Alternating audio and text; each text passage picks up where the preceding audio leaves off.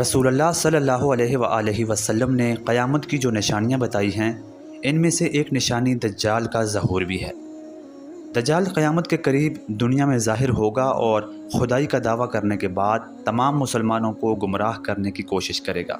مختلف روایات سے واضح ہے کہ دجال اسی دنیا میں موجود ہے اور کسی نامعلوم جزیرے میں قید ہے۔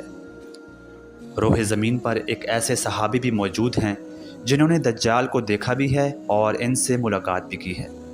آج کی ویڈیو میں ہم آپ کو بتائیں گے کہ وہ کون سے صحابی ہیں کہ جنہوں نے دجال سے ملاقات کی ہے اور دجال نے آپ رضی اللہ تعالیٰ عنہ سے کون کون سے سوالات کیے تھے۔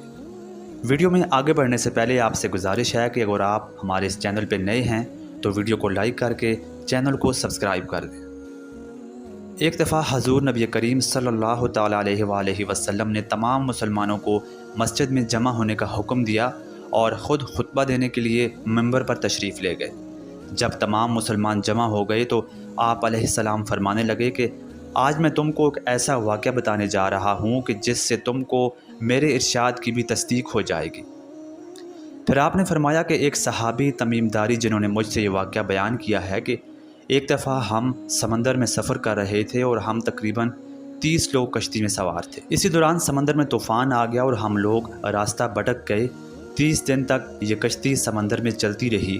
ہم میں سے کوئی بھی یہ نہیں جان سکا کہ ہم کس طرف جا رہے ہیں۔ پھر ایک دن اچانک ہم سب کی نظر سمندر میں موجود ایک چھوٹے سے جزیرے پر پڑی۔ ہم نے اپنی کشتی کا رخ جلد ہی جزیرے کی طرف موڑ لیا اور جلد ہی وہاں پر پہنچ گئے۔ ہم لوگ جب کشتی سے نیچے اترے تو ہم نے ایک جانور نما انسان کو دیکھا جس کے تمام جسم پر بال ہی بال موجود تھے۔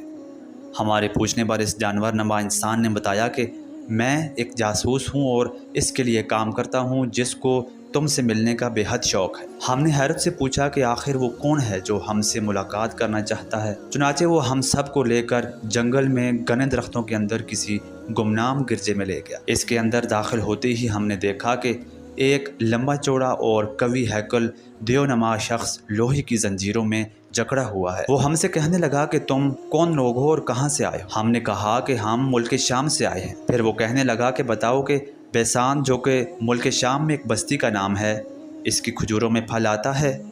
ہم نے کہا کہ ہاں آتا ہے۔ تو وہ کہنے لگا کہ عنقریب اس کا پھل ختم ہو جائے گا۔ پھر اس نے کہا کہ اچھا بحر تبریہ کے متعلق کچھ بتاؤ کہ اس کا پانی کیسا ہے؟ ہم نے کہا کہ بہت خوب ہے۔ وہ کہنے لگا کہ قریب ہی اس کا پانی خشک ہو جائے گا۔ پھر اس نے ہم سے پوچھا کہ عرب میں ایک شخص نے پیدا ہونا تھا، اس کا حال بتاؤ۔ گویا وہ حضور نبی کریم صلی اللہ تعالیٰ علیہ وآلہ وسلم کے بارے میں پوچھ رہا تھا۔ ہم نے کہا کہ ان کا حال اچھا ہے، عرب میں تمام لوگ ان کی حمایت کر چکے ہیں اور اب وہ مکہ سے مدینہ کی طرف ہجرت بھی کر چکے ہیں۔ وہ کہنے لگا کہ عرب کے حق میں یہی بہتر ہے کہ وہ اس کی اطاعت کرے۔ اس کے بعد وہ کہنے لگا کہ میں مسیح دجال ہوں اور عنقریب اس قید سے آزاد ہو جاؤں گا۔ آزاد ہوتے ہی میں 40 دن کے اندر اندر پوری دنیا میں ہر جگہ پہنچ جاؤں گا، صرف مکہ اور مدینہ میں داخل نہیں ہو سکتا کیونکہ وہاں پر فرشتے موجود ہیں جو مجھ کو وہاں پر جانے کی اجازت نہیں دیتے۔ حضرت تمیم داری رضی اللہ تعالیٰ عنہ اور آپ کے ساتھ 30 لوگ تھوڑی دیر کی ملاقات کے بعد وہاں سے واپس پلٹ آئے۔ کچھ روایتوں میں حضرت سلیمان علیہ السلام کے بارے میں آیا ہے کہ انہوں نے دجال کو قید کیا تھا۔ دجال کا فتنہ تاریخ انسان کا سب سے بڑا فتنہ ہوگا۔ یہ قرب قیامت ظاہر ہوگا اور خدائی کا دعویٰ کرنے کے بعد تمام لوگوں کو گمراہ کرنے کی کوشش کرے گا۔ مختلف روایتوں سے اس کا جو حلیہ بتایا گیا ہے وہ اس طرح ہوگا کہ یہ جوان مرد ہوگا، ایک آنکھ سے کانا ہوگا اور اس کی ایک آنکھ خون آلود ہوگی۔ اس کی پیشانی پر لفظ کافر لکھا ہوا ہوگا جس کو ہر مسلمان آسانی کے ساتھ پڑھ لے گا۔ دجال کے آنے سے کچھ عرصہ پہلے دنیا کی حالت بہت بری ہوگی۔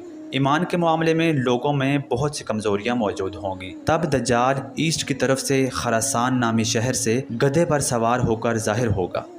دجال 40 دن کے اندر اندر پوری دنیا کا چکر لگائے گا۔ مکہ اور مدینہ میں یہ داخل نہیں ہو سکتا کیونکہ وہاں پر فرشتے موجود ہیں جو اللہ کے حکم سے اس کو اجازت نہیں دیں گے۔